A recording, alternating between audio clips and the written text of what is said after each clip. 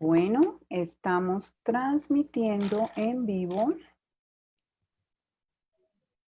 Estamos transmitiendo en vivo. Aquí está.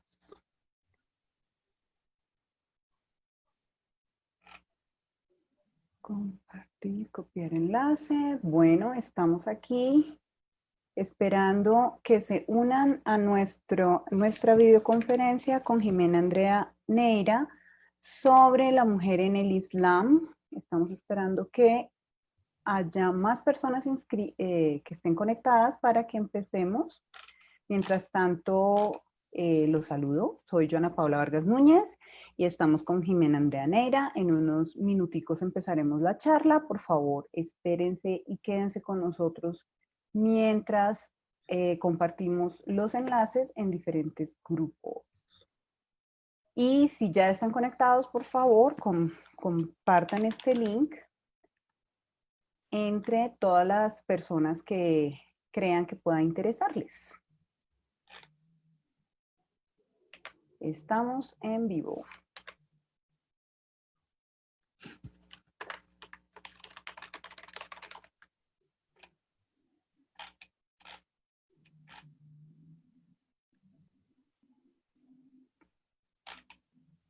Perfecto.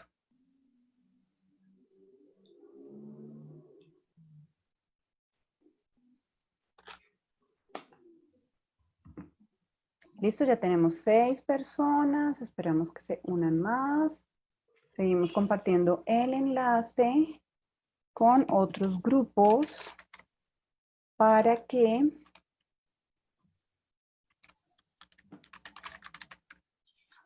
nos acompañen más personas.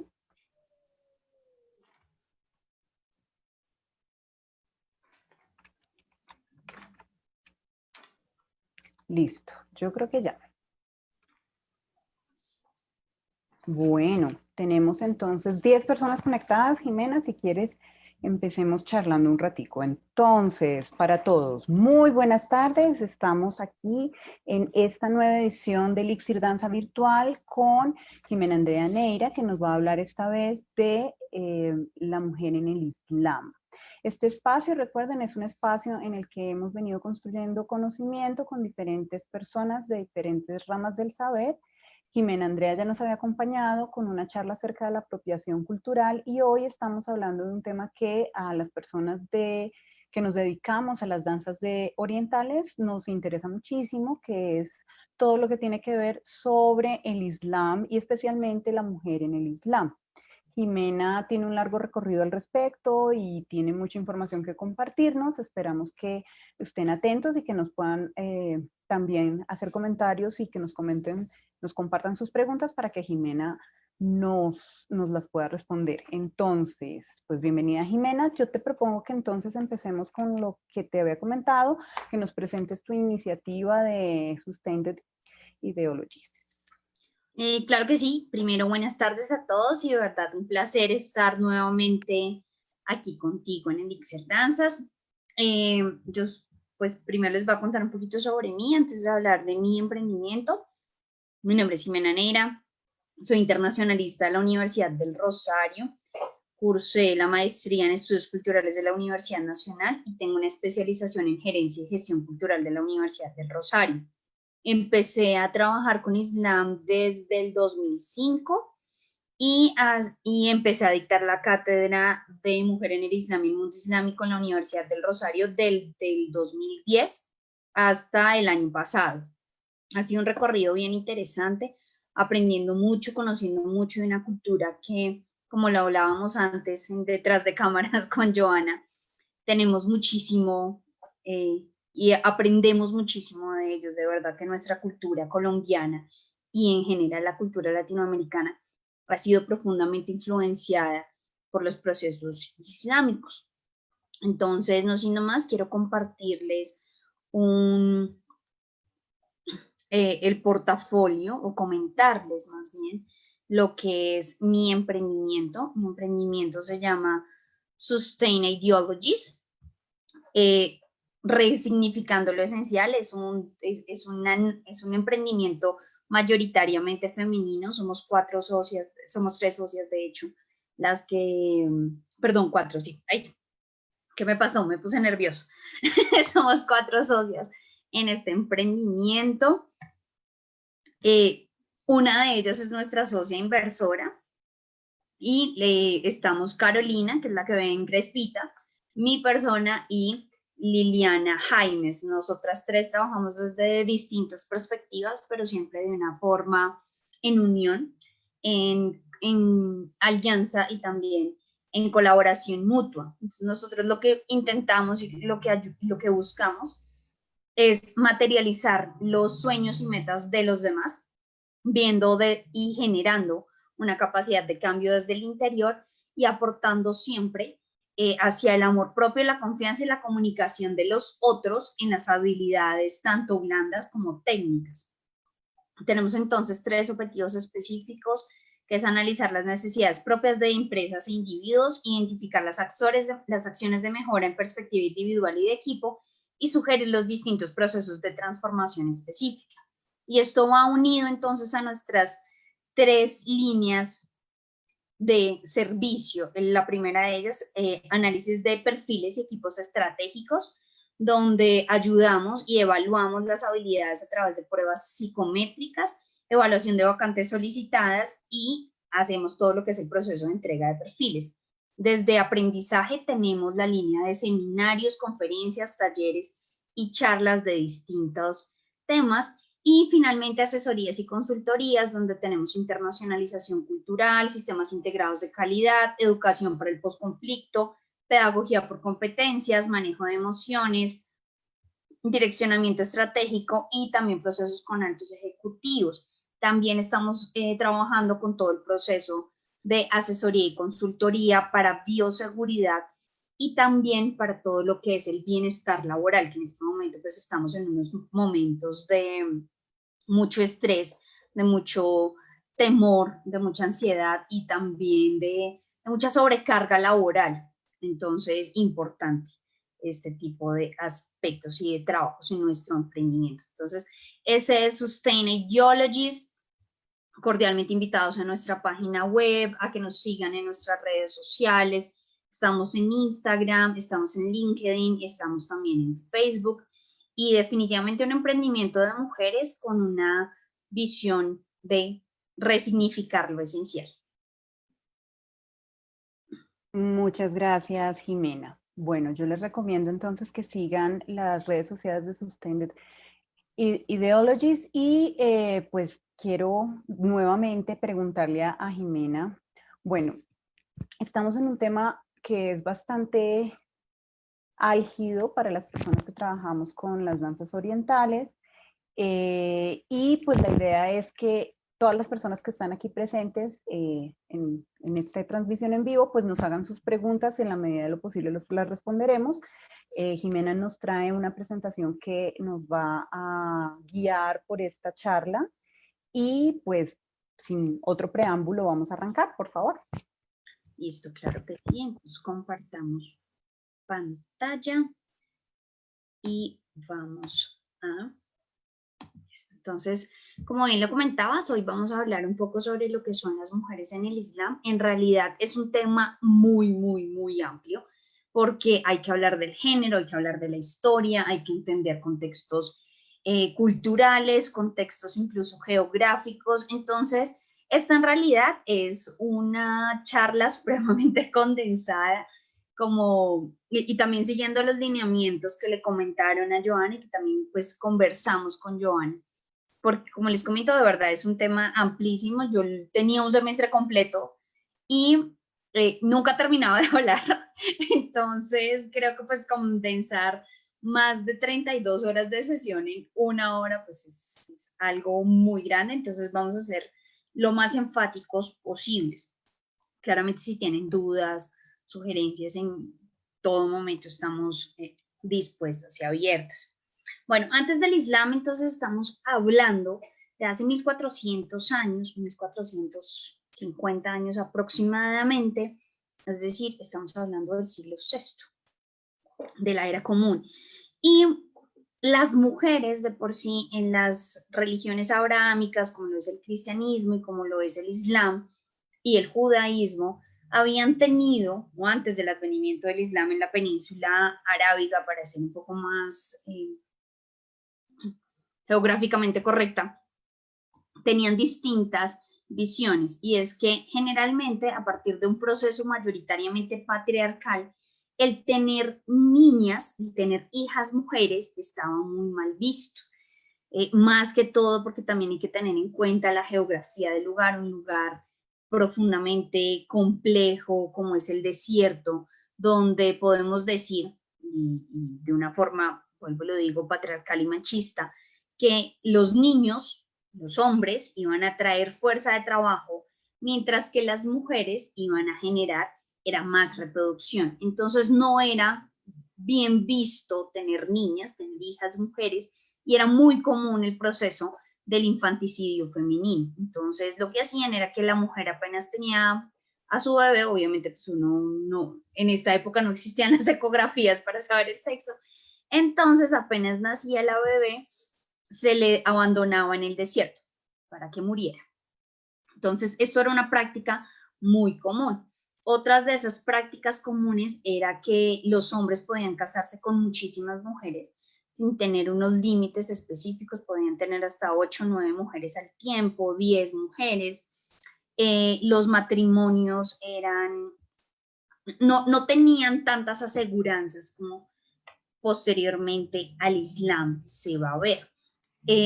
Como consecuencia también, por ejemplo, piensen que la península arábiga es un lugar en el que hay mucho tránsito de distintas religiones, está el zoroastrismo, está el judaísmo, está el cristianismo, pero también las religiones antiguas orientales como el budismo y el hinduismo.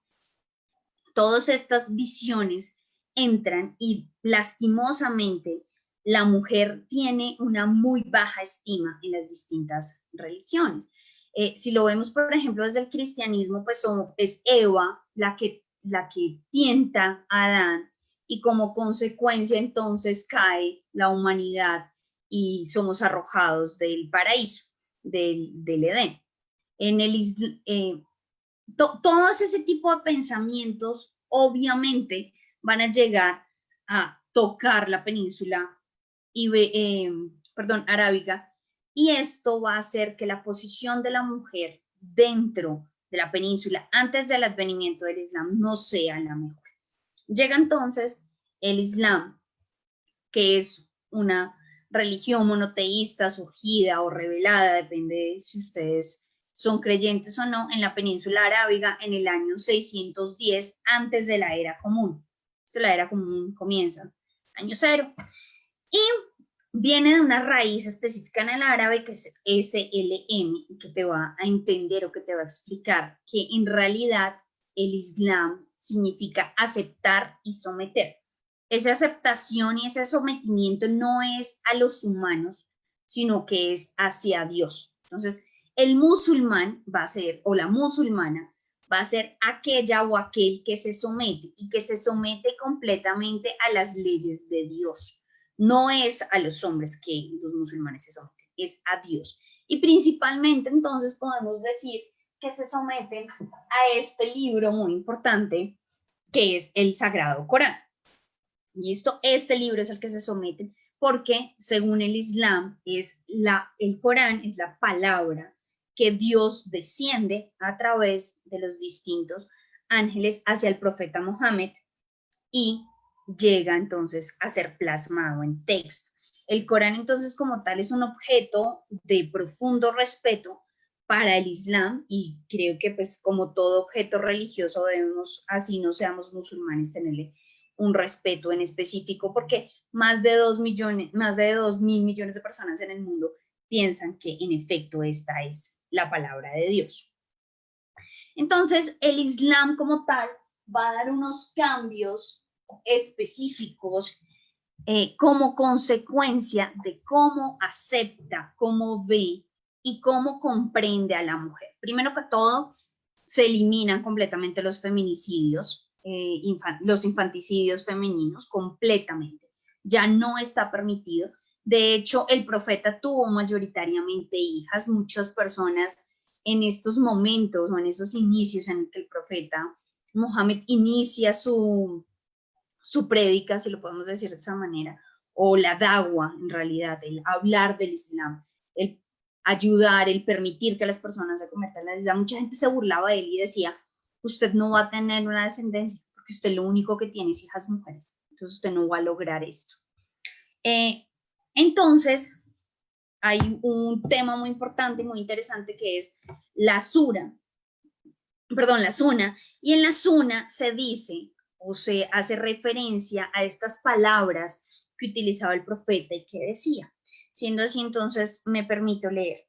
El musulmán que se hace cargo de 3 hijas o de 3 hermanas, o se hace cargo de 2 hijas o de 2 hermanas, educándolas y demostrándoles piedad y haciéndose cargo de sus matrimonios, tendrá el paraíso. Entonces, aquí está haciendo un fuerte énfasis de cómo los hombres deben proteger a las hermanas, de cómo deben proteger a sus hijas y cómo deben ayudarlas a tener un proceso de felicidad. El matrimonio es algo muy importante como un derecho adquirido dado específicamente dentro del Corán.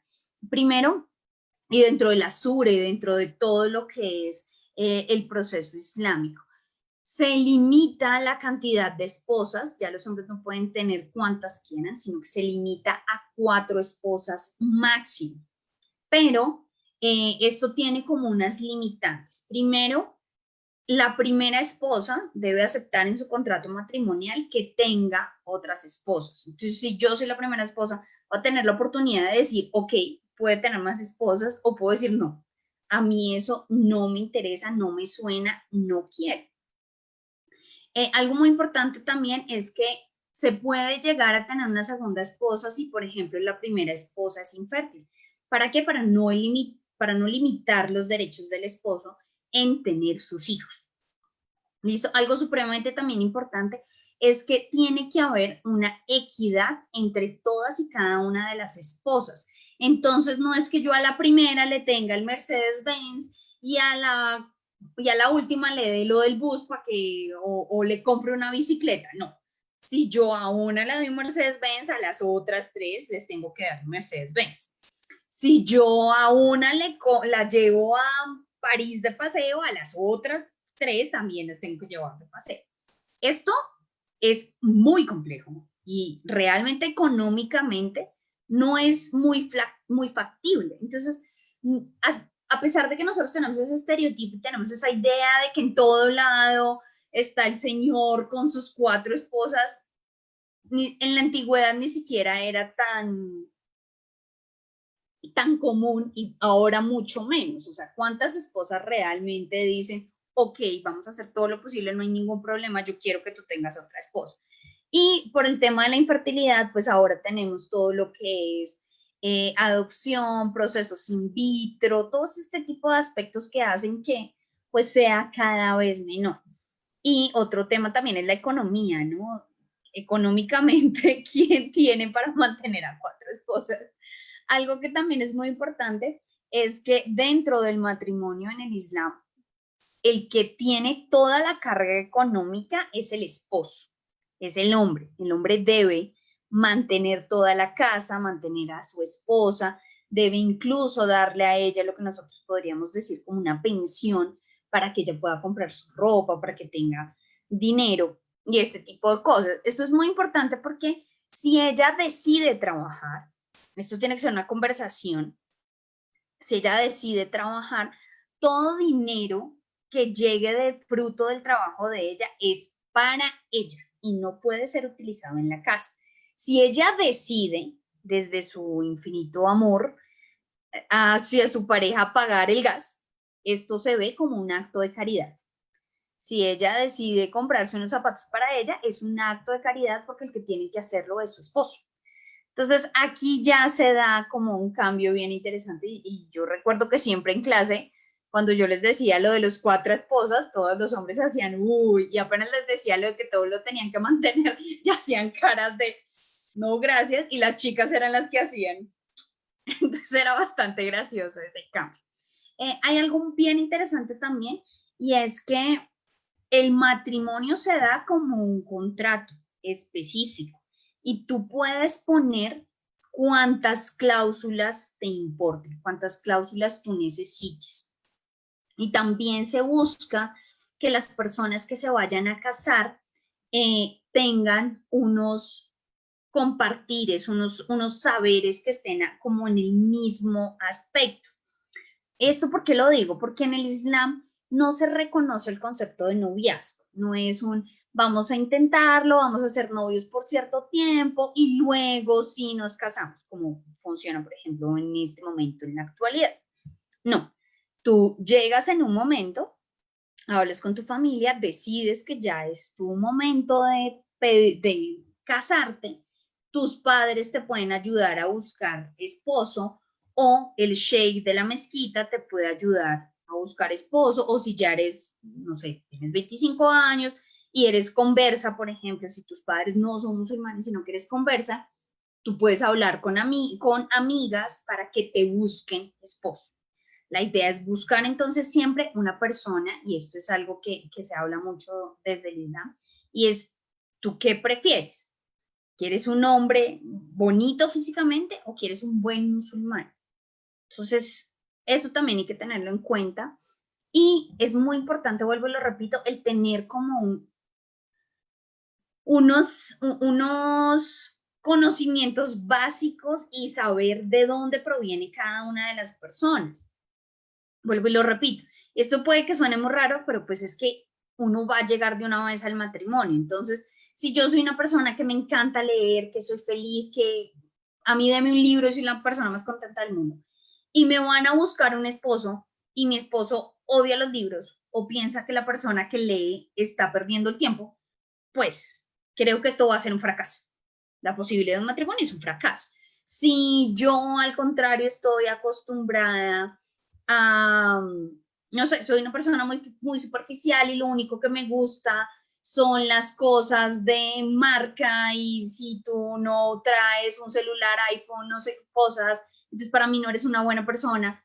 Y la persona que me están buscando, mi futuro esposo, es un hombre muy trabajador, muy honesto, muy amable, pero realmente le parece a él que es más importante gastar el dinero en otros procesos y no dejar de comer por 2 meses por comprarme un iPhone, tampoco vamos a congeniar, porque no tiene sentido la manera en la cual nos vamos a unir. Entonces, eso es muy importante, tener esos pasos, que la familia, que la comunidad esté acompañando a la pareja. También hablando de matrimonio, uno de los derechos adquiridos y un derecho muy importante es la forma del divorcio. La mujer tiene derecho a pedir el divorcio, el hombre tiene derecho a pedir el divorcio. Este es un aspecto, es un derecho, se puede, es permitido, pero es lo más aborrecido de lo permitido. Es decir, hagamos todo lo posible porque tú no te divorcies. No es no, es que diferencias irreconciliables. ¿Y cuál es la diferencia irreconciliable? No, es que deja los zapatos llenos de mugre en la entrada. No, hay que hacer todo lo posible para que vayan a una terapia, hablen con las familias, hablen con el sheikh, que se busque siempre preservar ese matrimonio, preservar esa familia que existe. Eso es muy importante dentro del Islam. Otro de los derechos adquiridos dentro de la mujer y que tiene que ver con las finanzas es el tema de la herencia. Y este también es un tema polémico. ¿Por qué? Porque en la herencia la mujer, la hija mujer, va a recibir la mitad de lo que reciba el hijo varón. Entonces uno puede decir, esto es injusto, pues porque si ambos son hijos deberían recibir exactamente lo mismo. Pero aquí hay un punto, y es que si mi padre fallece, Dios no lo quiera, mi hermano tiene que mantenerme a mí. Yo no tengo que mantener a mi hermano. Es decir, el dinero de herencia que él reciba lo tiene que compartir conmigo, me tiene que mantener, tiene que estar pendiente de mí, tiene que darme un montón de estabilidades, mientras que la herencia que yo recibo es de uso y disfrute único y exclusivamente para mí. Entonces, por eso es que si uno lo ve desde esa perspectiva, si solamente te digo, bueno, vas a recibir la mitad de lo que va a recibir tu hermano, pues uno se incomoda, pero cuando encuentras el contexto y cuando entiendes cuáles son las responsabilidades de cada uno, ya te das cuenta que no es injusto, sino que hasta cierto punto puede llegar a ser equitativo. Entonces, esto es muy importante. Tema de la herencia. Si te heredan casas, tú eres la dueña de la casa. Si te heredan distintos bienes muebles o inmuebles, son tuyos, de tu libre disposición. Y esto es muy importante porque recuerden que en el mundo occidental, hasta hace poco tiempo, las mujeres tuvieron acceso a herencia o tenían de por sí la capacidad de decir, yo tengo derecho a esto y voy a hacer con ello lo que yo quiero. Muchas veces la herencia de la casa de mis padres quedaba entonces directamente para mi esposo, así para mis padres. Y esto es muy importante, fue dado hace más de 1400 años. La importancia de la educación. En el Islam se habla mucho, tanto de la mujer como el hombre, que deben cultivarse, deben estudiar. De hecho, nosotros hablamos mucho, incluso en temas coloquiales, de hasta aquí a Katmandú. Bueno, Katmandú era un sitio de conocimiento. Bagdad era un sitio de conocimiento y tiene que ver con esto, con cómo el Islam siempre nos está empujando al conocimiento. De hecho, la primera sura revelada dice, la primera palabra que se revela del Corán es Iqra, que significa lee. Entonces, Dios te está diciendo y el Islam te está diciendo que tú tienes que buscar el conocimiento, que tienes que leer, que tienes que aprender. Y no por el hecho de ser mujer significa que te van a quitar ese derecho. Al contrario, tú como mujer también tienes el derecho. En la España musulmana y durante esos 7 siglos de convivencia se analizó mucho esto. Las mujeres dictaban clases. Hubo grandes mujeres poetisas, grandes mujeres que trabajaban todo el proceso de la astronomía, de la astrología. Recuerden que ahora nosotros vemos la astrología como un poco de cosas que no vienen al caso, pero en la época la astrología era un proceso muy importante. Grandes escritoras, grandes bibliotecarias. Entonces, esto viene a ser algo, vuelvo y lo repito, qué pena, ser tan reiterativo, pero es algo muy importante cuando en el mundo católico las mujeres ni siquiera tenían acceso a la lectura. Entonces, y la que leía, la que buscaba, se veía de mal manera. Yo recuerdo mucho a Santa Teresa de Jesús, que fue una revolucionaria, fue la primera doctora de la iglesia, y que ella luchaba porque ella quería leer la Biblia, o sea, poder tener el acceso al conocimiento. Entonces, en el Islam siempre se busca ese conocimiento. Recuerden, la primera palabra revelada es Iqra. Y también, entonces, otro derecho adquirido desde el advenimiento del Islam es la libertad de expresión, la voz, el voto, el que las mujeres sean tenidas en cuenta. ¿Usted qué opina? No, yo opino que esto no puede ser así por esto y esto y esto, o yo opino que sí debe ser así por esto y esto. Recuerden que el árabe es uno de los idiomas más complejos y más ricos, tiene mayor cantidad de sinónimos y se busca siempre, entonces la forma de la expresión es muy rica, es muy importante. Entonces vamos a ver ahora más adelante el tema de mujeres ilustres y cómo ellas incluso llegaron a dirigir ejércitos y se paraban y hacían arengas para que los ejércitos se llenaran de coraje. Entonces es muy importante también ese proceso de expresión, de que la mujer tenga el derecho de decir sí, como tiene el derecho de decir no. Y esto es de verdad muy, muy, muy importante porque ahora más tarde vamos a hablar un poco de estereotipos y siempre tenemos esa idea, ese estereotipo de la mujer musulmana es una mujer violentada que además tiene que estar callada todo el tiempo. Entonces, no, desde el advenimiento del Islam la mujer tiene la capacidad de la expresión. Ahora, algo muy importante. Una cosa es lo que dice la religión, una cosa es lo que te da el Corán y otra cosa lo que lastimosamente las sociedades han terminado haciendo o han tergiversado. Cuando a ti no te dicen que tú tienes derechos, tú no te enteras que tienes derechos. Como por ejemplo, muchas de las abuelitas de nosotros en este momento no saben muchas cosas. Y no quiero tocar mucho el tema, pero lo de la hipoteca inversa, a mucha gente le puede sonar muy interesante, pero esto puede convertirse en algo muy grave. Entonces es muy importante el que tengan el derecho a la capacidad de leer, que la gente los informe. Si a ti no te informa que tú tienes derechos, no tienes cómo luchar. Y por muchos siglos, las sociedades hicieron lo posible para que las mujeres no se enteraran de esos derechos que ellos ya tenían. ¿Listo?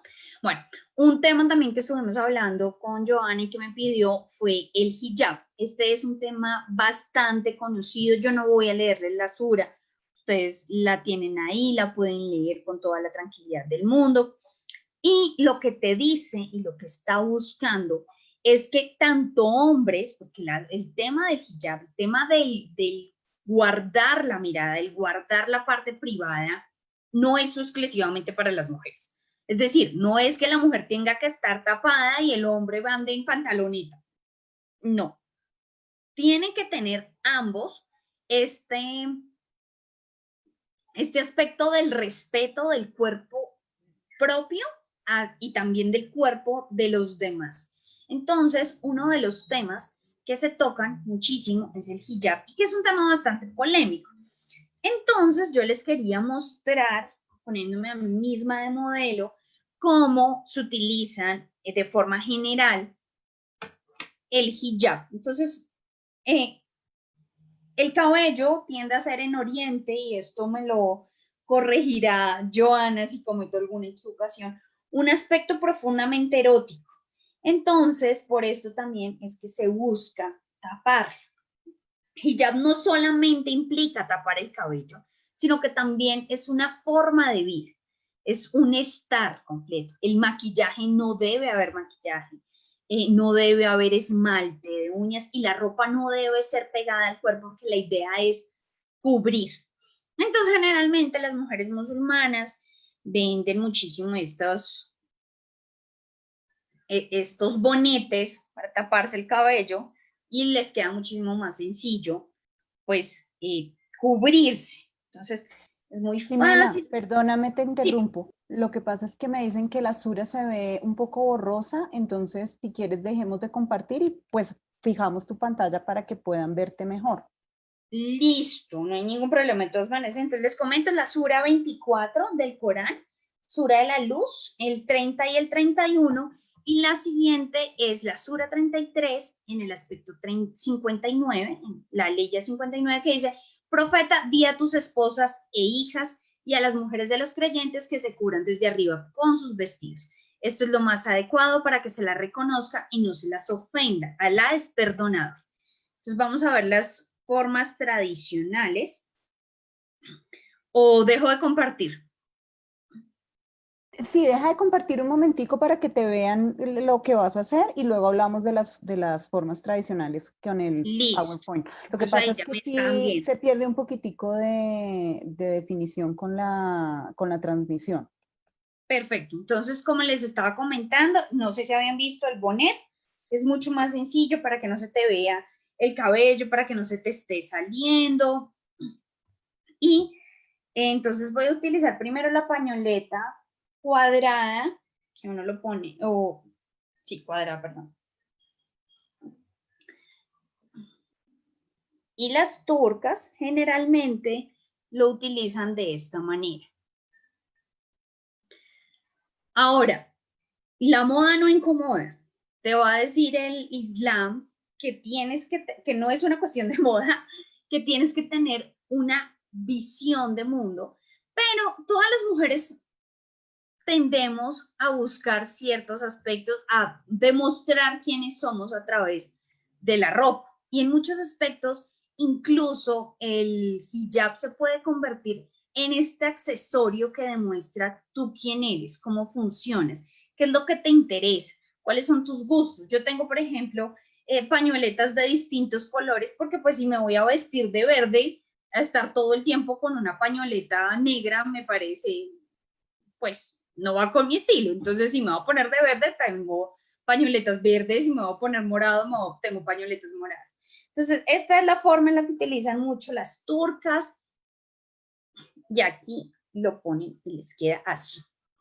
¿Listo? Hay telas, por ejemplo, que son usadas para las mujeres, y hay telas que los hombres no deben utilizar. La seda, por ejemplo, es una tela que debe ser usada por las mujeres. El oro debe ser usado por las mujeres. Y hay algo muy interesante, y es que en el Islam y en los matrimonios, una forma de demostrar el estatus de un hombre es la cantidad de joyas que llegan a tener las mujeres. Entonces las mujeres llegan a tener todo esto lleno de oro, y también las pañoletas, todos esos materiales y todas estas telas demuestran el estatus. Entonces, esta es una de las formas, como les decía, mayoritariamente las turcas se la ponen de esta manera. Y en el mundo árabe en general, entonces se lo van a poner desde otra perspectiva. Ahora vuelvo y lo repito, esto es una cuestión de cómo tú llegas y cómo empiezas a utilizar este mandato. ¿Listo? Hay mujeres que lo utilizan de una manera, hay mujeres que lo utilizan de otra. Hay en YouTube miles de tutoriales, hay unas cosas espectaculares. Yo he visto tutoriales donde utilizan 4 o 5 metros de tela y con la tela del hijab se terminan haciendo aquí unas flores espectaculares. Hay de todos los colores, los turbantes también utilizan como hijab. Entonces, no es solamente, o yo lo veo desde esa manera, no es solamente el seguir a Dios y seguir específicamente una tradición y un mandato desde el Corán que te pide que te cubras, que te pide que utilices y que seas respetuosa tanto de tu cuerpo como del otro, como les estaba comentando, sino también que al final cada mujer es única e irrepetible. Y siempre en procesos identitarios vamos a intentar demostrar nosotras quiénes somos. Y si lo podemos decir de una manera que no suene vulgar, sino que este pedazo de tela, esta utilización de la tela también nos va a llevar a demostrar quiénes somos. Esto que les estoy mostrando es completamente desde el mayor respeto posible. No quiero hacer apropiación cultural como estábamos hablando la vez pasada, sino desde el mayor respeto posible. Entonces, esta es otra de las formas en la que se utiliza. Muchas de las telas a veces vienen con distintos bordados también, con ese fin, con ese interés de hacer uso de la tela. Y otro de los que se utiliza principalmente en lo que es la península arábiga es el niqab. El niqab es este pedazo, es una parte de tela, no voy a poner. En realidad, a mí me parece complicado, porque bueno, soy occidental y entonces para nosotros la idea del rostro, de ver el rostro del otro es supremamente importante. Entonces, para mí es difícil llevarlo, para mí es difícil encontrarme con una persona que lo utiliza porque llega a ser un tanto chocante, vuelvo y lo repito. Sin embargo, pues está entre todas las posibilidades y entre cómo la persona se sienta más cómoda. También hay que tener en cuenta una cosa, vuelvo y lo repito desde el mayor respeto posible, y es el contexto geográfico en el cual se encuentra. No es lo mismo estar en la selva chocuana, que es uno de los lugares del mundo donde mayor cantidad de humedad existe, como también, por ejemplo, las selvas de Vietnam, porque imaginen esto en un ámbito mayoritariamente húmedo.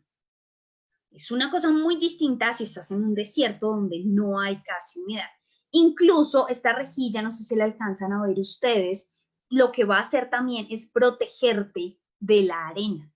También te va a proteger para que tú puedas respirar de una mejor manera. Aquí también se puede bajar, tiene distintos procesos. ¿Listo? Entonces aquí ustedes ya no ven tanto mis ojos, pero yo sí los puedo ver a ustedes con cierta facilidad. Claramente esto, por ejemplo, para manejar es muy difícil porque yo no alcanzo a ver aquí mis manos. La visión perisférica se limita muchísimo. ¿Listo? Y De todas maneras, es que también es el mantener ese respeto. Mucha gente, yo me acuerdo que alguna vez lo hablaba con unas amigas musulmanas, me decían, hay gente que me pregunta si yo no me lo puedo quitar en la casa. Sí, sí se lo pueden quitar en la casa. No, es que ¿cómo se baña con eso puesto? No, sí se lo quitan, no hay ningún problema. ¿Quiénes no pueden ver el cabello? No pueden ver el cabello las personas que no son de su familia. Entonces, el amigo o el compañero de trabajo no tiene por qué verle el cabello, pero sus hijos, claro que lo ven. Sus esposos, claro que lo ven. El padre, el abuelo, claro que lo ven. Entonces, es más esa limitación, no, es ese poner una, podríamos decirlo incluso de una forma metafórica, poner una pared entre a quién decido yo mostrarle y a quién no decido mostrarle.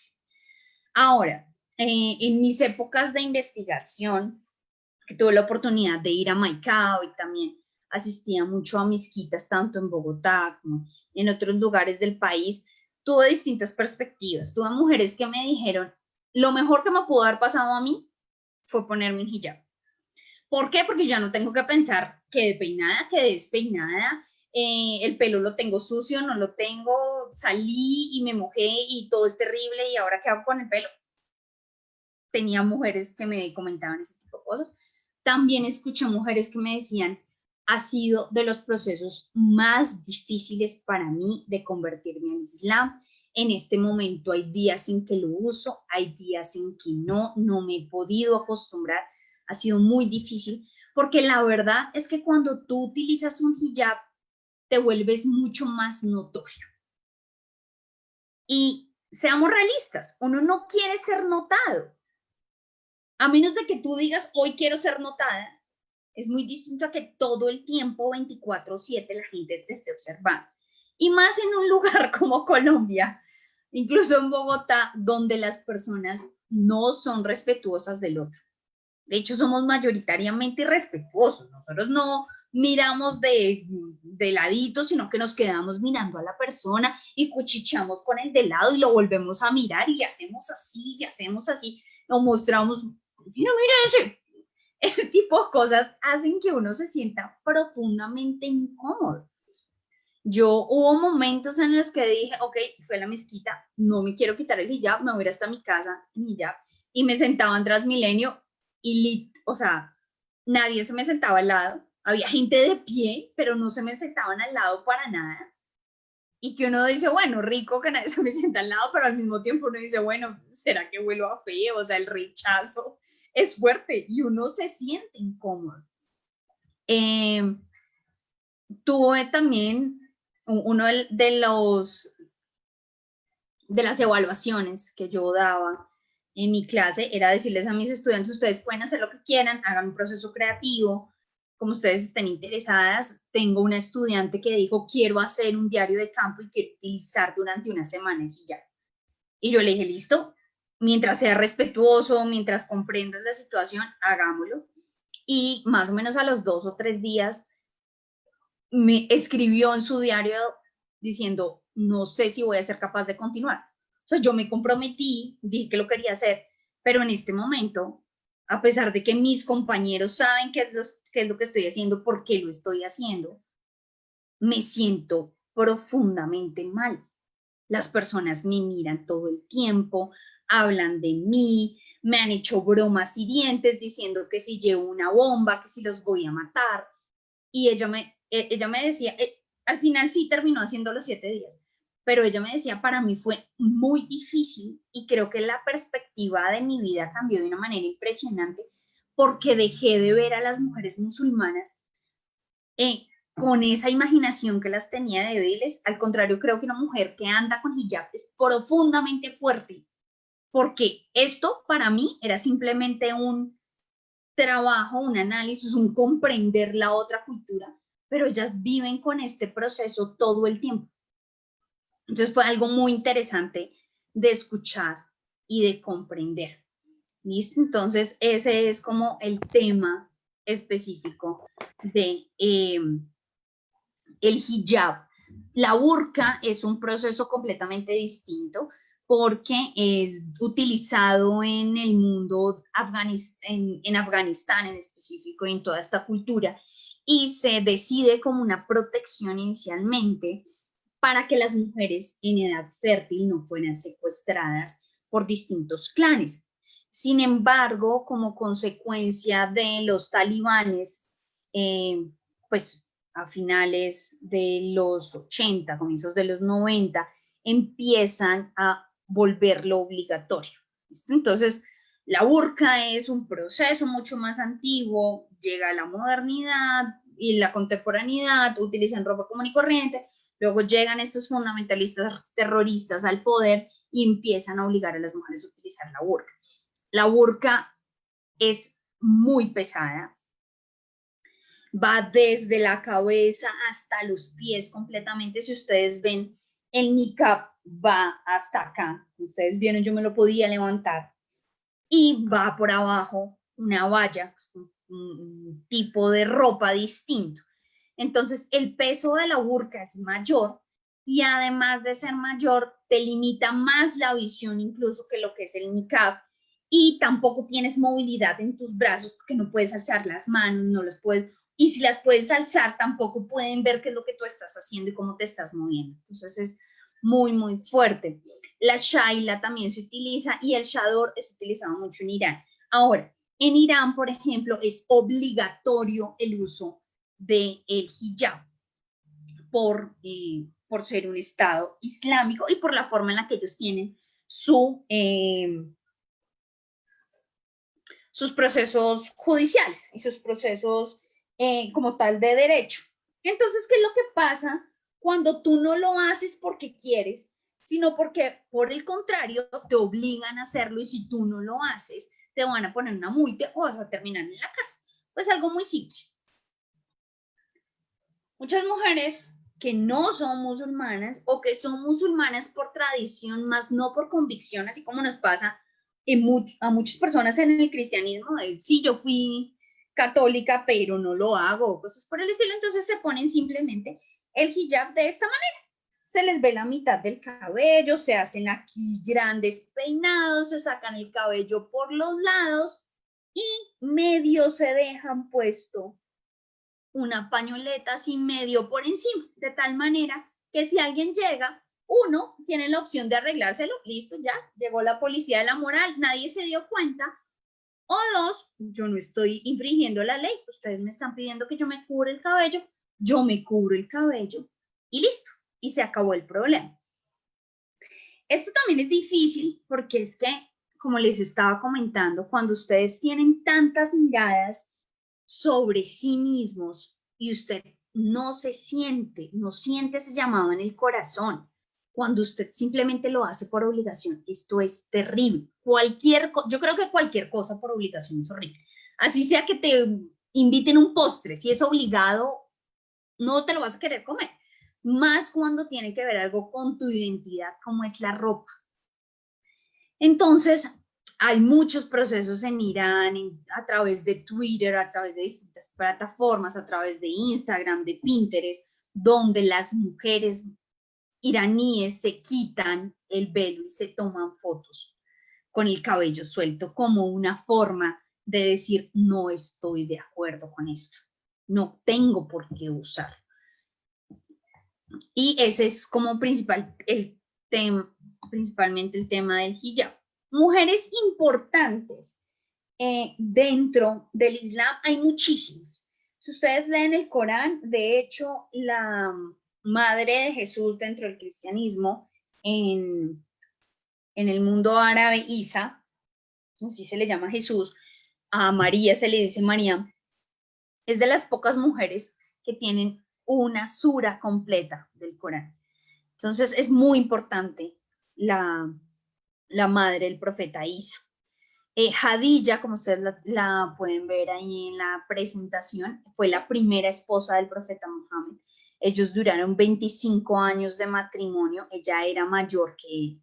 y de hecho se conoce como la madre de los creyentes, una mujer supremamente fuerte, supremamente capaz. Ella era la dueña de una caravana de camellos y era una gran mercader. Su capacidad económica fue también la que ayudó durante muchos momentos al profeta Mohammed, porque inicialmente cuando el Islam está creciendo, cuando se está difundiendo, muchas personas le dieron la espalda al profeta. Entonces fue la capacidad económica y esa fortaleza también, y ese apoyo que le daba Jadilla a Mohammed, lo que lo ayudó a él a continuar adelante. Y esto es muy importante porque nosotros a veces tenemos esa idea como que las personas son capaces de hacer todo solo y no nos damos cuenta de toda esa red, de todas esas personas que están alrededor de nosotros apoyándonos día a día. Entonces, Jadilla, una mujer supremamente inteligente, supremamente importante y que siempre estuvo al lado de él. Cuando ella muere, yo vuelvo y lo repito, casados durante el 25 años, un matrimonio monógamo. Ella muere y el profeta Mohammed pues queda viudo y decide, le dan distintas opciones, algunas personas se acercan a él y dicen, bueno, ya es hora de que te cases nuevamente, ¿con quién te quieres casar? Le dicen, si usted se quiere casar con una mujer virgen, cásese con Aisha. Si usted se quiere casar con una mujer viuda, cásese con esta persona. Algo muy importante de Aisha, y es un tema muy polémico, es que cuando Aisha, que es hija del mejor amigo del profeta Mohammed, que se llama Abu Bakr, se casa con el profeta, era, según algunas historiografías y según algunas biografías, una niña de 9 años. Entonces, no falta la persona que busca dañar la imagen del profeta, diciendo que simplemente él era un pedófilo.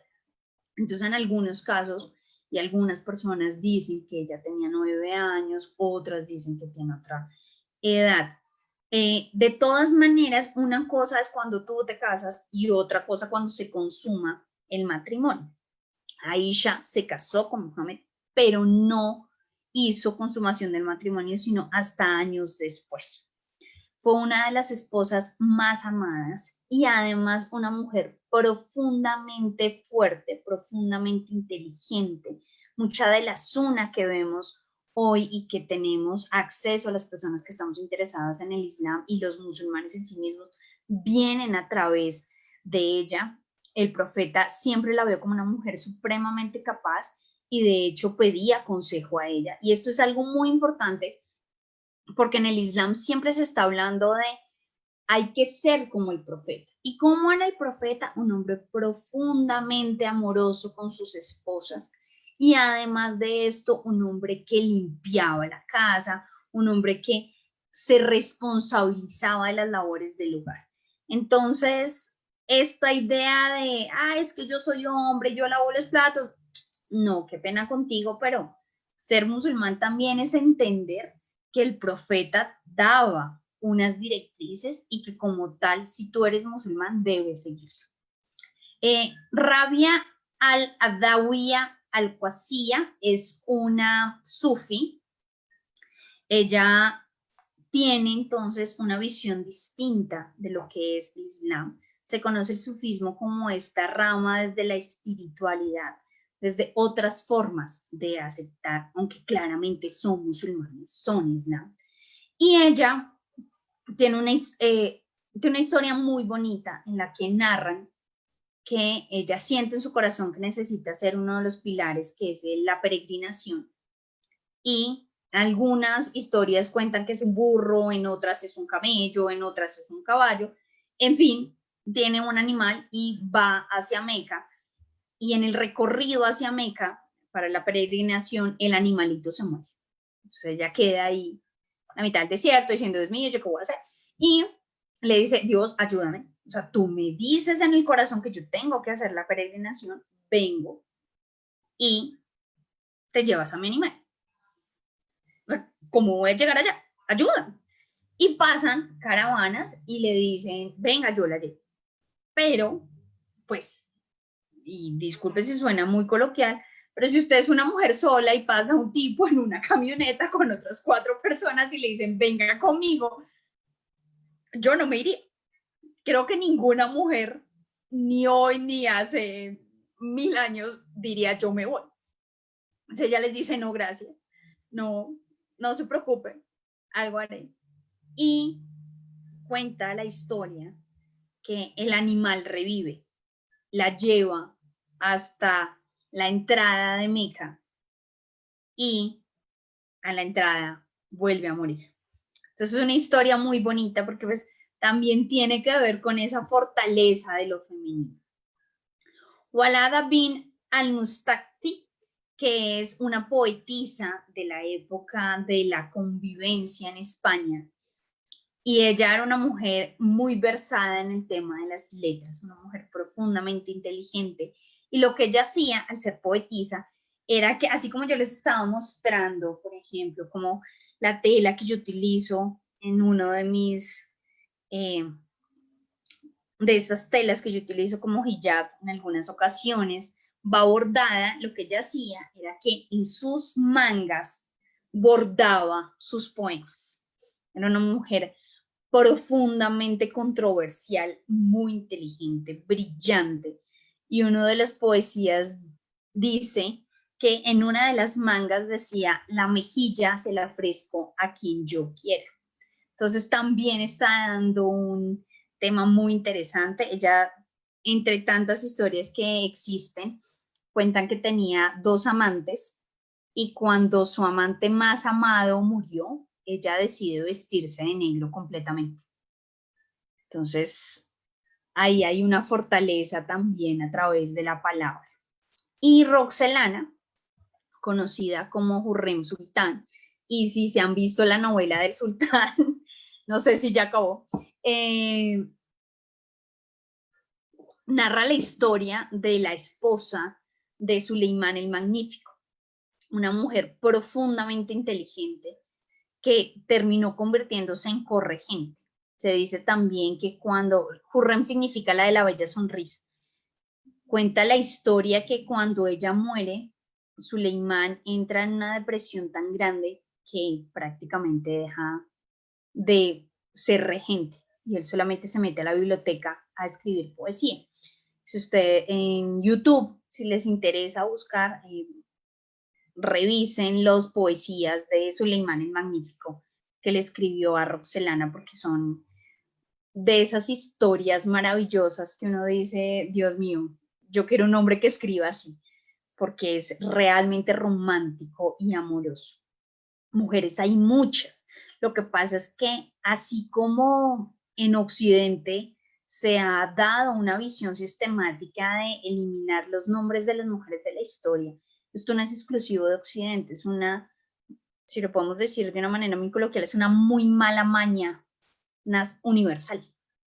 Entonces, les recomiendo este libro maravilloso que se llama Las mujeres en el Corán, una mirada, perdón, una lectura emancipatoria, donde nos muestra muchas de las mujeres que aparecen en el Corán y nos muestra también entonces estas historias de cómo las mujeres siempre estuvieron ahí para apoyar, para dar, para estar enfrente de.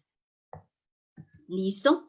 Bueno, hablamos también entonces un poco de lo que es el proceso de estereotipos y uno de los temas más conocidos también tiene que ver con ese concepto del harem. Entonces nosotros siempre representamos a través del orientalismo desde el siglo XVII a Medio Oriente como una sociedad o como una población, como una comunidad profundamente erotizada. Entonces se imaginaban un harem lleno de mujeres desnudas, donde llegaba el sultán y tenía sexo con todas y se imaginaban unas cuestiones orgiásticas incluso. Entonces siempre hay esta visión.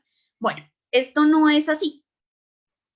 El harem es una institución desarrollada durante el Imperio Otomano principalmente, aunque harem viene entonces del mundo árabe y implica más bien una separación entre hombres y mujeres el Imperio Otomano lo desarrolla un poco más y lo convierte en una institución educativa. Entonces, en el harem otomano era un espacio específico dentro del Palacio Topkapi donde las mujeres estaban y se educaban. Se les educaba en geografía, en astronomía, en distintas lenguas, en matemáticas, porque de este harem era que se casaban a las mujeres con los príncipes de los reyes vasallos, de los reinos vasallos, perdón. Entonces, con esto asegurábamos que el Imperio Otomano continuara en expansión y que además esos reyes vasallos estuvieran en efecto tomando unas decisiones que fueran en pro del Imperio Otomano. Es una realidad, yo creo que es algo que no sucede hoy en día, sino que siempre ha existido. Cuando usted necesita tomar una decisión, usted habla con su esposo o usted habla con su esposo, habla con su pareja. Toda decisión debería ser concertada por la pareja.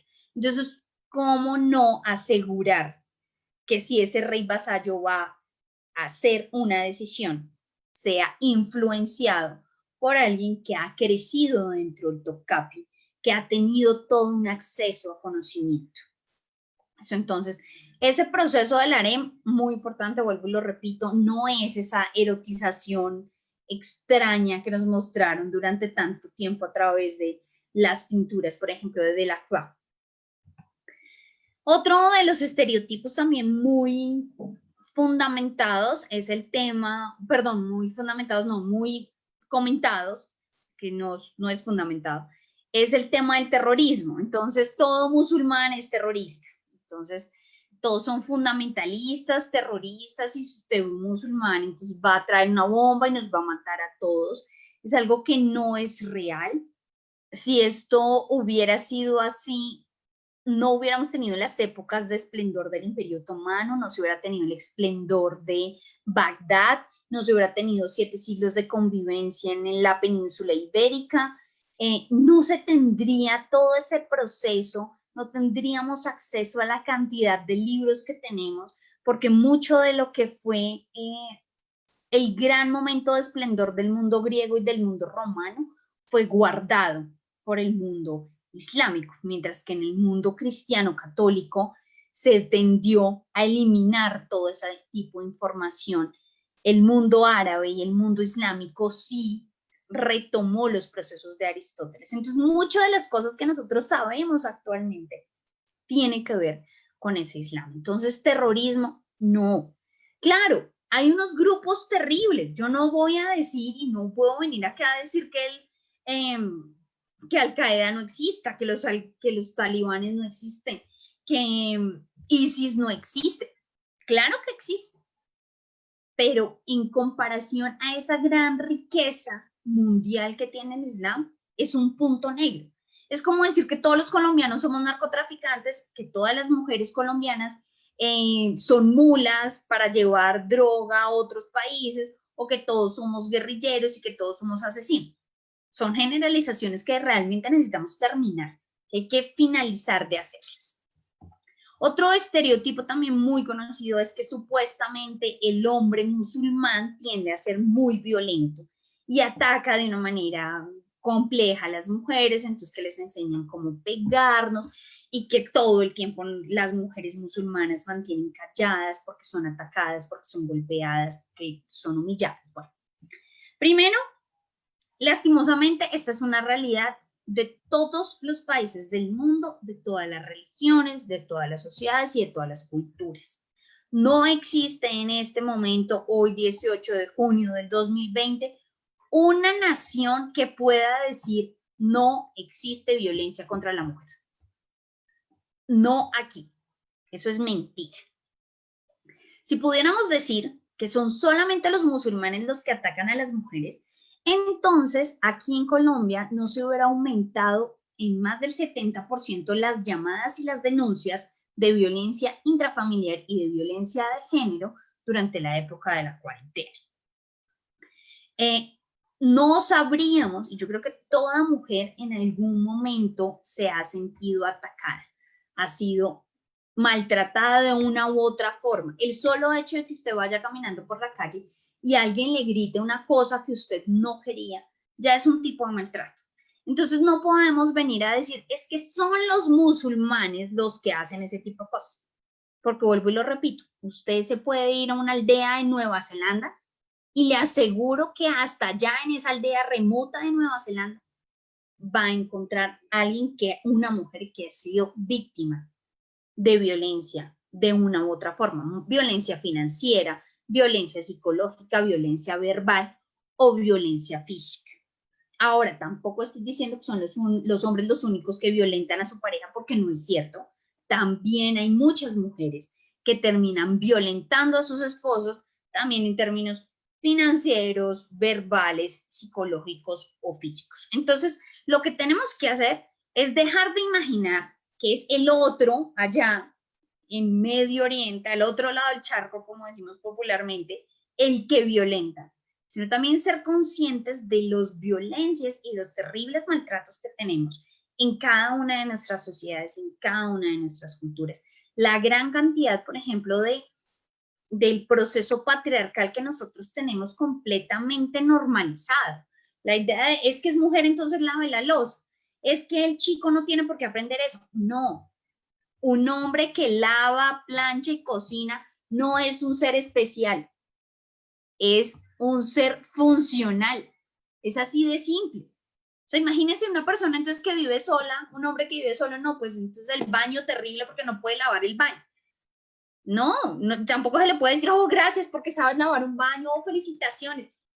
No, es que son cosas mínimas que todo ser humano debería hacer. Así como las mujeres saben cocinar, los hombres también tienen que saber cocinar. Y entonces traigo también a colación esta imagen porque siempre tenemos en el inconsciente, en ese estereotipo de es que las mujeres musulmanes sufran, es que son atacadas, es que pobrecita ellas.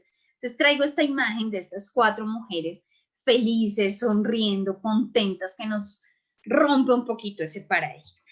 Estas son entonces las referencias que he utilizado el día de hoy. Inicialmente con Orientalismo de Edward Said, Women and the Advent of Islam. Ella es escrito por Leila Ahmed, una mujer supremamente importante. Ella trabaja en el Divinity School de Harvard y es un texto que uno podría decir, bueno, pues es un poco viejito, es de 1986, pero este texto es fundamental para comprender cómo funcionaba la sociedad la sociedad árabe antes de la llegada del Islam.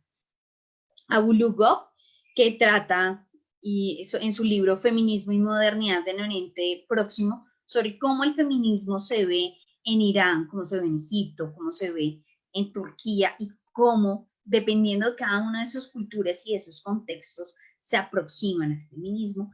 Y finalmente este libro que les estaba comentando, que es de Asma Lamravet, se llama Mujeres en el Corán, una lectura emancipatoria. Creo que este sería entonces ya... Un resumen.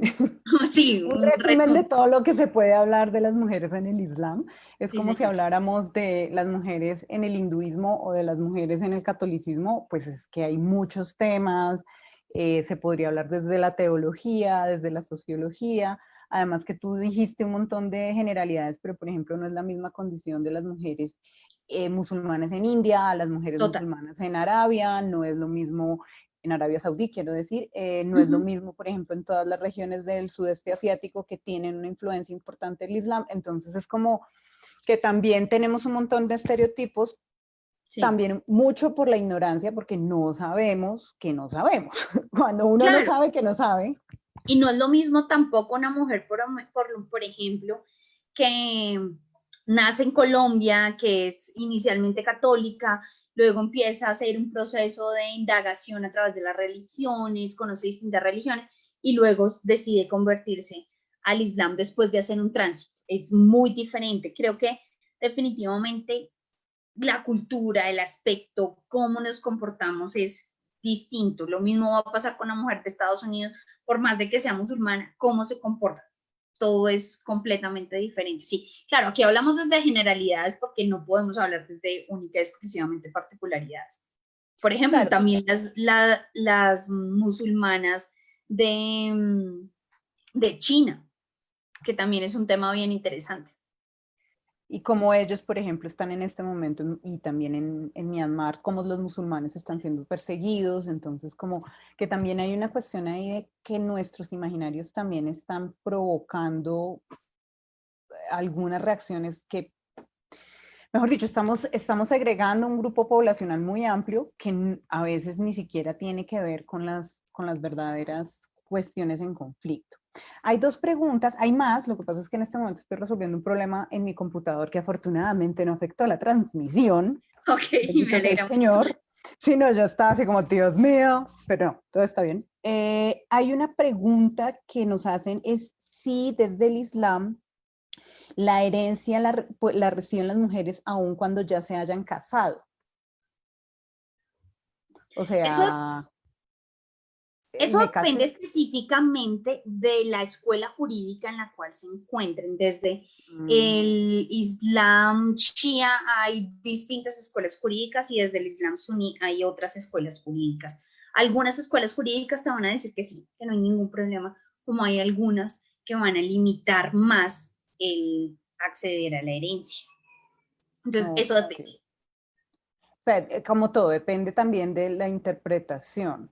Exactamente. Bueno, aquí también nos dice María Alejandra Sierra que en cuanto al divorcio, aún es vigente que el hombre puede divorciarse simplemente pronunciándote divorcio 3 veces sin que la mujer tenga opinión al respecto.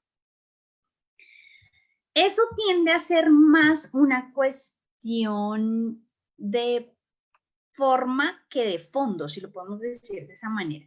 Uno, porque, por ejemplo, si estamos en Colombia, ese divorcio no va a ser aceptado en derecho familiar, Sí, sino que claro. se tiene que hacer todo un proceso muchísimo más complejo. Segundo, como les decía, el divorcio es lo más aborrecido de lo permitido. ¿Qué quiere decir esto? No vamos simplemente a divorciarnos, no, es que ya me cayó mal, ay, no, es que me sacó la piedra, entonces dejo quemar el arroz, ya no quiero, me divorcio. No, siempre tiene que haber un montón de pasos y de conciliaciones y de diálogos y de pedirle a la familia de ella que intervenga, pedirle a la familia de él que intervenga. Mire, es que ya le he dicho 20 veces que no haga esto, vamos a conversar otra vez, vamos a intentar, vamos a cambiar, se hacen unos compromisos, todo de verdad un proceso para que no haya un divorcio, porque se ve como la familia que se rompe y al fin y al cabo en el Islam, así como en los distintos lugares del mundo, la familia es la base central de una sociedad. Entonces es muy doloroso ver un proceso de divorcio. No es tan sencillo como lastimosamente nos lo hacen ver. Sí, sí hay una realidad de que sí se puede llegar a decir, te divorcio, te divorcio, te divorcio y me divorcié. Pero esto no es así como no lo imaginamos tan fácil. No. Siempre hay un montón de procesos de apoyo de dos familias que están, tanto del esposo como de la esposa, buscando esa unión y que esa unión se mantenga. Ok. También nos dice María Alejandra sobre algunos programas en la televisión saudí donde se enseña cómo golpear a la mujer. Bueno, Pero bueno, yo esto, ahí es que Arabia Saudita es particularmente otro punto con el wahabismo y con otro tipo de cosas que es otro contexto también que hay que tener en cuenta. sí, es cierto, el wahabismo es una situación muy, muy, muy complicada. Sí, sí hay videos, yo no les voy a decir mentiras, sí hay videos donde aparecen cómo golpear a tu esposa, no solamente es hecho desde Arabia Saudita, también en Irán sacan videos de cómo debes golpear a tu esposa. Eh, Esto es muy interesante, suena horrible, pero es muy interesante porque a ti incluso en el Islam te dicen cómo debes, podemos decir, castigar, ayudar a que tu esposa se comporte de la mejor manera. Y el físico es la última. La primera de ellas es hacerle ver el error. Entonces, oye, mira, es que de verdad estás metiendo la pata, arreglemos las cosas. La segunda es quitarle la voz. La voz, no, perdón, quitarle la palabra. O sea, ya no voy a hablar contigo, no te voy a ignorar, no quiero hablar contigo. Realmente tú te seguiste portando mal, no quiero hablar contigo. Entonces me alejo, no hablo contigo. La siguiente es, ya no comparto el lecho contigo. Y aquí esto es bien interesante porque aquí le estamos dando una gran importancia a la vida sexual de la pareja. O sea, tu esposo te va a castigar con no darte sexo. ¿Tú te portaste mal? No, esta noche no tenemos sexo, lo siento, no va a pasar porque te portaste mal. Y la última es el golpe. Pero entonces, tú no puedes golpear tan fuerte para que le dejes marca. ¿Sí me hice entender? O sea, tú puedes golpearla, pero no le puedes dejar ningún tipo de marca. Por eso es que terminan haciendo videos de cómo golpear. Entonces, cómo golpearla con un palo, cómo golpearla con un cepillo de dientes, cómo golpearla con ciertas cosas, para que tú no tengas una marca. Ahora, esto para mí, desde todo tipo de vista, es horrible. O sea, es buscarle el vacío legal. O sea, como, ok, dice que no puedo dejarle ninguna marca, entonces vamos a hacerlo de tal forma para que usted sí le pueda pegar y sí la pueda atacar, pero entonces es bien fuerte. Pero sí se busca usted está cometiendo un error. Conversemos. No pudiste conversar, ok, entonces vamos a tener otros procesos para que usted cambie. Esto no quiere decir que solamente sea el hombre el que tenga derecho a decirle a la esposa, es que usted es la mala y entonces soy yo, desde la infinita sabiduría mía, que la voy a reprender. No, eso también es una cuestión de que yo como esposa puedo decirle, ve, tú estás metiendo la pata conmigo, no está tan chévere, conversemos, todos esos procesos. Obviamente no el del golpe, pero se ve como un acto supremamente extremo. Usted no puede hacer eso. Y después de haber como pasado por todos los otros caminos, es que usted puede llegar a la violencia. Antes no. Bueno, ahí yo creo que de todas maneras es importante tener en cuenta que esto va a sonar muy fuerte, pero realmente hay ahí como una regulación y una identificación de algo, como que se habla abiertamente, y que pues para nosotros es inconcebible, y yo o sea, me parece aborrecible cualquier tipo de violencia intrafamiliar, pero digamos que la cuestión también es hasta qué punto nos venden nos magnifican ese tipo de cosas, porque es una manera de vendernos un discurso antiislámico y racista también, porque Sí. hay que tener también mucho cuidado con la forma como se aproxima uno a eso, porque mejor dicho, el discurso orientalista, colonialista, está ahí, nos ha impregnado a todos, entonces no lo vemos. Es como decir que aquí no hay personas que violentan, es una manera de, o sea, en todas las sociedades tristemente pasa, y la cuestión es también hacer un metaanálisis de por qué nos lo están contando tan reiteradamente. Ahora, otro tema es, nosotros estamos hablando desde el privilegio y desde un lugar privilegiado realmente. Esto no significa que nosotros, vuelvo y lo digo, hoy 18 de junio del 2020, no haya en este momento un familiar en Kazuka diciéndole al otro, hermano, es que su esposa se está portando mal, ¿sabe qué es lo que le falta? Cásquele y verá que deja de portarse mal, hágale.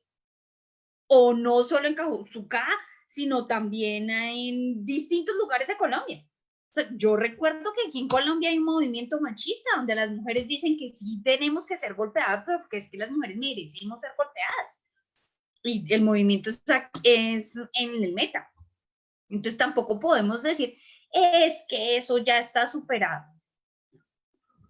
Hasta hace 20, 30 años, por lo menos, era lo normal que los abuelos le dijeran, o más bien que sus padres le dijeran a sus hijos, péguen, péguen y péguele al comienzo del matrimonio para que ella sepa usted cómo es y ella ya no vuelva a portarse mal. Solo lo va a tener que hacer una vez. Y ese era el consejo. Sí, sí, y digamos que también hay, Digamos que también es un poco de falta de dimensión, de perspectiva histórica nuestra, por un lado, pero también un desconocimiento y de las realidades y de por qué nos venden esas imágenes y esas realidades. Digamos que nos falta un poco de visión crítica sobre nosotros, pero también de cuál es la información que nos está llegando y cuál es el medio por el cual nos llega. Eso también me parece importante porque nos están recomendando una serie, no la conozco, se dice Ley Coránica en Netflix, pero yo les recomiendo que cuando vean producciones revisen como la ficha de las personas que hacen esas producciones, porque, por ejemplo, desde las personas que están defendiendo la causa palestina, hay una serie en Netflix donde hablan de Israel como el que está sufriendo frente a toda la cuestión de la guerra con Palestina, y pues los que estamos más cercanos a la causa palestina decimos, pero es que usted no está viendo el otro lado, se están pasando por encima un montón de cosas, eso es propaganda, entonces hay que tener cuidado también con las fuentes, es muy importante que seamos cuidadosos con la fuente y ser críticos con esa fuente, no porque la fuente no esté diciendo verdades, sino que toda persona que tiene un discurso tiene una intención detrás del discurso. Hay una pregunta, Jimena, seguimos sobre la misma historia, si hay sanción para los hombres que violentan desde el Corán. Esa, por ejemplo, es una causal de divorcio. Si una mujer lleva muestras de que su esposo la ha golpeado, tiene divorcio inmediato. Claro, y ahí entonces uno entiende por qué es como, o sea, en los tiempos donde no había CSI, pues era una muestra de que si usted le dio un empujón a su mujer porque ya estaba, que no lo dejaba salir de la casa, que tampoco debe hacerse, hay que decirlo, pero no es como que usted la cogió y la molió a golpes porque la molió a golpes porque se desquitó con ella de que estaba de mal genio o que tiene un problema de violencia. Digamos que es también la perspectiva histórica de cómo surgen ciertas de las normas. Eso también es una cosa que a veces también es importante replantear. Yo vi una conferencia en TED de una mujer musulmana de India o de Pakistán, que ella hablaba que, por ejemplo, la burka y todo el hijab y todas estas coberturas muy probablemente tenían otro significado y otra búsqueda cuando fueron hechas, y que también hay unos intereses dentro de las mismas comunidades que hacen, que tergiversan esa primera intención. Claro, por ejemplo, muchas de las cuestiones del hijab tienen que ver, como yo les decía, del contexto geográfico del que estamos hablando. Imagínate si tú tienes el cabello largo y vives en el desierto, tú te vas a tapar el cabello. Las mujeres guayú se tapan el cabello, porque es que quitarte la arena, yo creo que cualquiera que ha sido revolcado por una ola en el mar, que a todos nos ha pasado, quitarse la arena del pelo es muy difícil. Entonces, tiene que ver con eso. Si tú te tienes que tapar los ojos, cualquier persona que ha estado en el desierto y que sabe lo que es una tormenta de arena, va a buscar cómo taparse la cara, cómo taparse la nariz, cómo taparse los ojos, porque realmente la arena, con la velocidad que trae, si tú tocas un ojo, te puede rayar la retina y te quedaste ciego. Entonces, eso también tiene que ver con la protección, con cómo tú te vistes. No puede decir, no, pero es que estas mujeres se visten así, quedan súper tapadas y eso debe ser un calor terrible. Vuelvo a, mire la ropa de las guayú. Estamos en un ambiente desértico y ellas también se visten con estas mantas que son muy anchas y que uno pensaría, no, hace un calor terrible. Cuando tú estás en ese ambiente, en ese contexto, te la pones y no te sientes con tanto calor. Claro, vuelvo a, si estás en la selva chocuana, donde la humedad es del 90%, la cosa es muy distinta. Por eso es que en las selvas la mayoría de la gente utiliza ropa muy pequeña, mientras que en otras latitudes se utilizan ropas mucho más grandes, porque la ropa de todas maneras también es una respuesta a ese ambiente que nos rodea. Claro, y por ejemplo, si uno ve las comunidades musulmanas en África, tienen otras expresiones, los turbantes africanos en las comunidades islámicas tienen los colores, la forma de los vestidos, Y por ejemplo, una cosa que está ahí, que tú lo dijiste, pero que uno tiende a pasar, y es que el Corán lo que dice es que ustedes deben ser modestos, tanto los Sí. hombres como las mujeres. No se está diciendo los hombres hagan lo que quieran, las mujeres cúbranse, sino traten de ser modestos, traten de no ostentar su belleza frente a todo el mundo. También es una cosa de humildad, no solamente de pudor. Sí, por eso si tú ves, por ejemplo, las camisas tradicionales del mundo árabe y del mundo también del Mediterráneo tienden a ser para los hombres camisa manga larga, camisa que les llega casi hasta la mitad de la pierna o incluso que les llega completamente hasta el Hasta el piso, porque tiene que ver también con ese cuidar el cuerpo, cuidar el aura. En el Islam es muy importante la limpieza, para ellos es muy, muy, muy importante la limpieza, el oler bien todo el tiempo. Y ese tipo de procesos también entonces están demostrados en cómo tú te organizas, en cómo tú te vistes y en cómo te acercas a los demás. Súper. Bueno, muy bien, María Alejandra nos dice que el documental que nos recomienda de la ley coránica es 100% árabe y que es como más suavecita, como más light. Sí, yo les hago Le echaré la búsqueda porque no la he sí, visto, la verdad. chévere, y muchas gracias, María Alejandra. Digamos que es importante, digamos, cuando yo les hago esta aclaración es porque ahorita también con todo lo que sucedió después del 9/11 del 2001, entonces hay una serie de informaciones muy complejas, hay toda una propaganda que viene de diferentes grupos con unas intenciones políticas muy claras, entonces hay que tener mucho cuidado con la información y de dónde viene. No, insisto, no es porque no estén diciendo cosas ciertas, sino cuál es el contexto, si están diciendo cosas fuera de contexto y entonces esto cómo afecta a las personas que finalmente están viviendo y cómo eso puede afectar realmente a las comunidades. Entonces, pues bueno, no sé si haya algún otro comentario para ir cerrando, queridos. Lo que hablábamos, tal vez no lo dijimos al comienzo, Jimena dictó ¿cuántos años esta materia? Mujer Desde Islam. el 2010 hasta el año pasado, 9 O años sea, dictando fueron la 9 materia. años. Pero además 9. de eso, yo empecé a hacer investigación en Islam antes de dictar la materia. Entonces, yo trabajaba para el Centro de Estudios Teológicos y las Religiones. Fui joven investigadora de este centro en el Rosario, se llama CETRE. Hicimos varias investigaciones. Yo hice trabajo de campo, como te comentaba. Estuve en 2 ocasiones en Maicao haciendo observación participante. También en las mezquitas, tanto de Cartagena estuve en la mezquita de Maicao. Hago mucha referencia a Maicao porque es que es la comunidad musulmana más grande de Colombia. También estuve trabajando muchísimo con lo que es la comunidad de la 80 en Bogotá, que antes quedaba en la 13, La del centro. sí, que era una musala y era pequeñita. También trabajando con el Centro de Estudios Al-Qurtubi, con el Sheikh eh, Lies Maksui.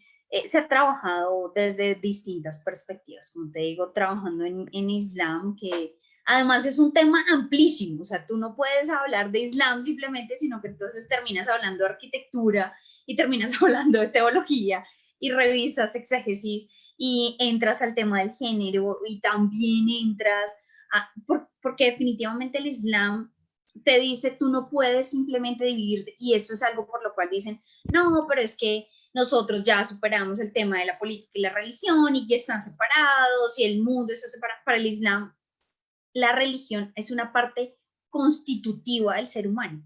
Y como parte constitutiva del ser humano no puede simplemente decir, entonces ya no habla de religión.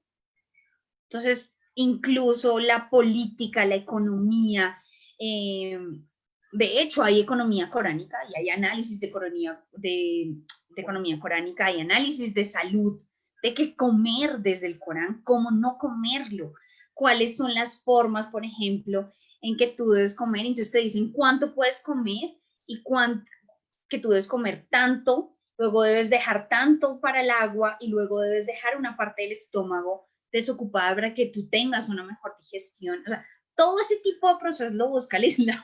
Entonces, uno entra por un puntico, pero pues realmente se encuentra con un universo. Y como tú le decías, yo aquí te estaba hablando de Medio Oriente, pero si nos ponemos a hablar de todo lo que es el proceso de conversión, o incluso cómo llega el Islam a Colombia y todos los procesos que se dan en Colombia, también es una clase de miles de horas. Si hablamos solamente de Turquía, también es un proceso gigantesco en Turquía, que además son muy diferentes de los árabes, ¿no? Y si hablamos del imperio mogol, no del imperio mongol, sino del imperio mogol, que es el que nos hace pensar en Aladdin, de Disney, que es un imperio completamente diferente. Y si trabajamos Indonesia desde cada una de las islas, va a ser una cuestión diferentísima. Entonces, sí, pero es un tema que a mí me emociona y que me enamora, me tiene profundamente enamorada. Bueno, una pregunta que se me saltó, la tenía escrita y la salté para terminar. ¿La mujer puede decidir no tener hijos o no casarse? Sí, lo que pasa es que no es lo normal, porque en el Islam se dice que el matrimonio es la otra parte o lo que complementa la fe. Siempre estar con tu pareja. Se busca que la persona tenga una pareja, que se case, que tenga hijos, porque es un apoyo y que además yo creo que cualquier persona que tiene esposo, que tiene pareja y que convive con esa persona, se da cuenta que definitivamente la convivencia no es sencilla y que realmente crecemos y que nos complementamos como pareja. Entonces, sí, sí se puede, claro que sí. Nadie te puede obligar a ti a casarte, nadie te puede obligar a tener hijos. Es recomendable porque es mejor. Ahora, tengamos en cuenta una cosa también, y es que cómo ha cambiado el mundo. Hace 40 años una mujer que se quedara soltera era muy raro, era muy extraño. Hace 40, 50, 100 años era una vaina súper rara. Ahora está mucho más normalizado, si lo podemos decir de esa manera. Ya no hay tanta presión y bueno, depende del círculo en el cual su merced ande, ya no hay tanta presión. Hace 20 años una mujer de 30 años no se había casado y ya estaba en, se le fue el tren. En muchos círculos sociales ya no tiene 50 años y no se quiso casar. Súper que no se case, chévere. Hay casos en este momento que yo sé de mujeres que están casadas y que todos los días la familia las está presionando, diciéndole cuándo los nietos, cuándo los nietos, cuándo los nietos. Como hay familias que dicen, mamita, eso es su desarrollo, lo importante es eso. Ahora, yo creo que si uno decide casarse, está bien, si no decide hacerlo, también está bien. Y creo que si uno decide entonces tener una pareja, creo que es algo muy importante, lo opino yo desde mi perspectiva completamente personal, que uno sea lo suficientemente honesto con la persona y le diga, no he pensado tener hijos, no quiero tener hijos. Porque sería injusto, y yo sí lo pienso de esa manera, sería injusto que yo me esté muriendo por tener hijos y mi pareja no quiera, y al contrario utilice cualquier tipo de cosas e incluso se mande a hacer una operación para no tenerlo y no sea capaz de decirme, porque me está quitando a mí la oportunidad de ser madre.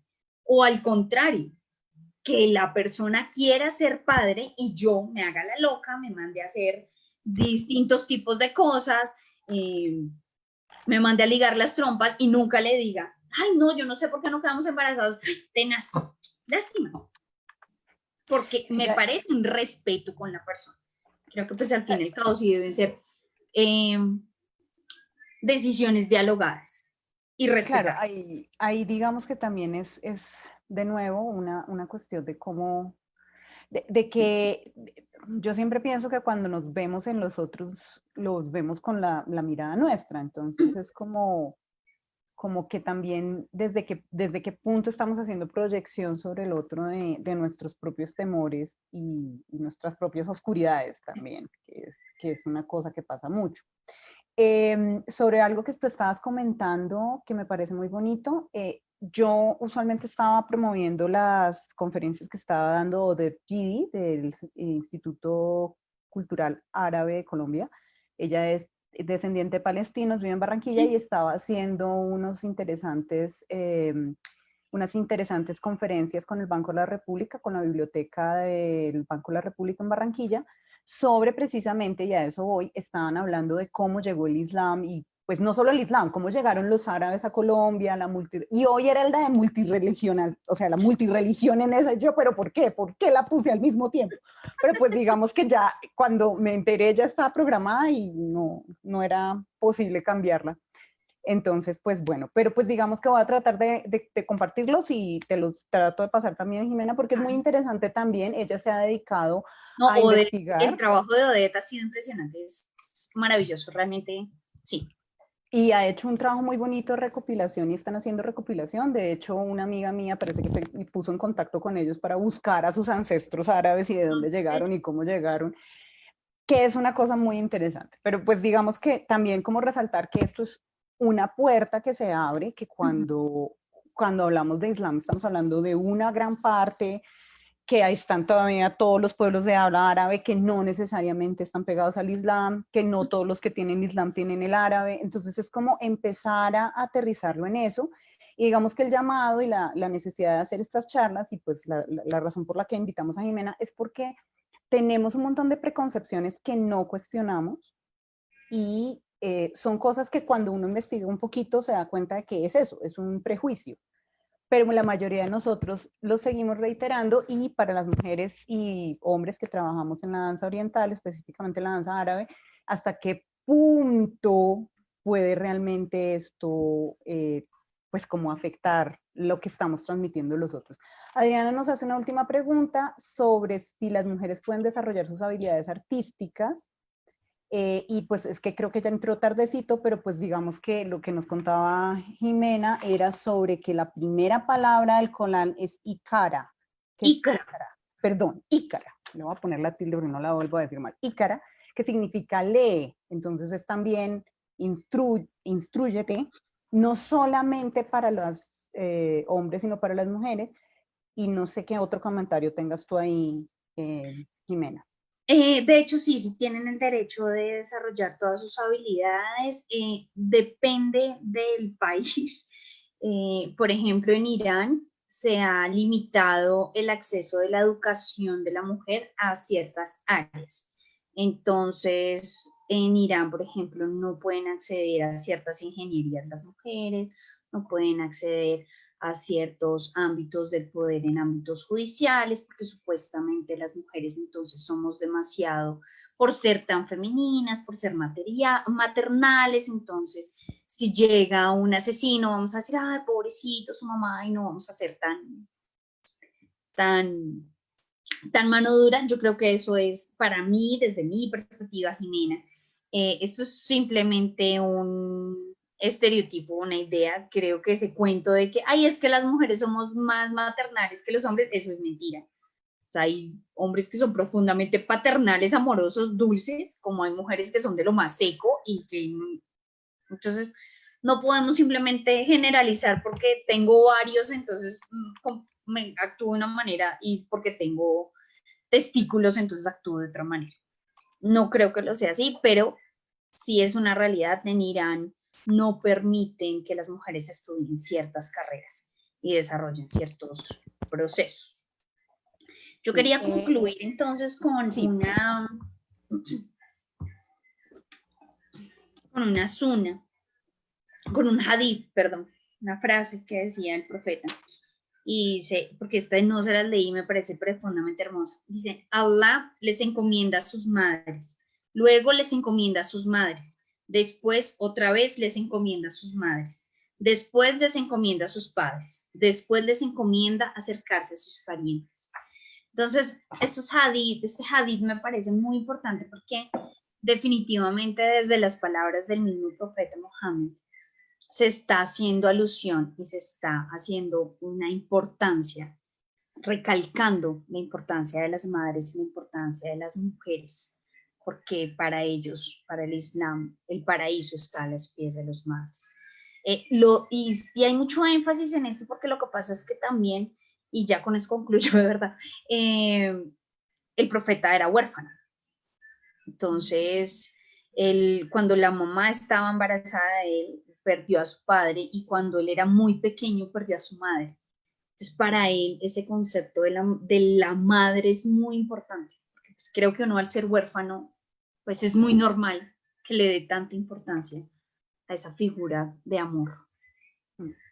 Bueno, muchas gracias a todos por acompañarnos. Ya estamos acabando. Acabo de ver que entró Odette y estábamos justo hablando de ti, Odette, que te amamos, que haces un trabajo maravilloso, que yo de pura bola no me di cuenta que se nos cruzaban las conferencias y que hoy precisamente estaba haciendo una conferencia sobre los árabes en Colombia y cómo llegaron y la la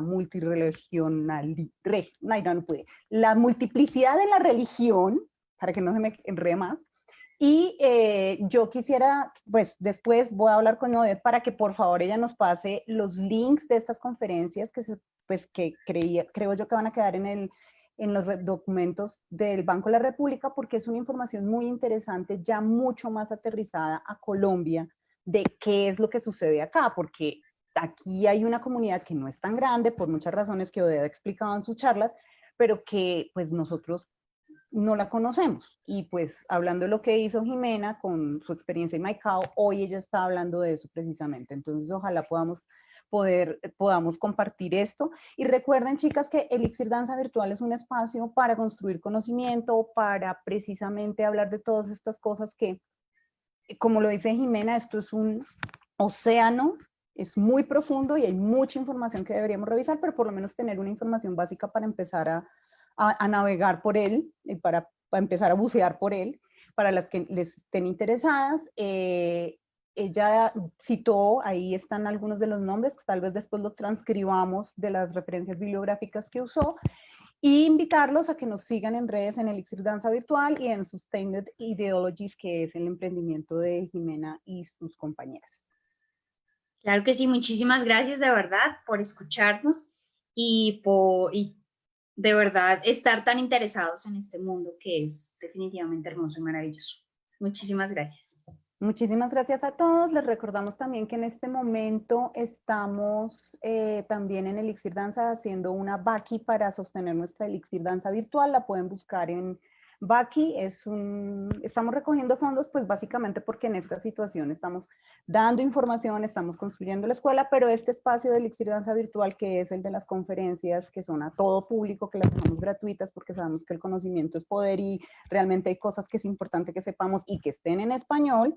Entonces, por eso las estamos compartiendo y si quieren apoyarnos, pues les voy a dejar también el link tanto de la página de Jimena como de la Baki nuestra. Muchísimas gracias y nos vemos en una próxima ocasión. Listo, gracias. Vamos a cerrar la transmisión. Denme un segundo porque ya, detenemos la transmisión.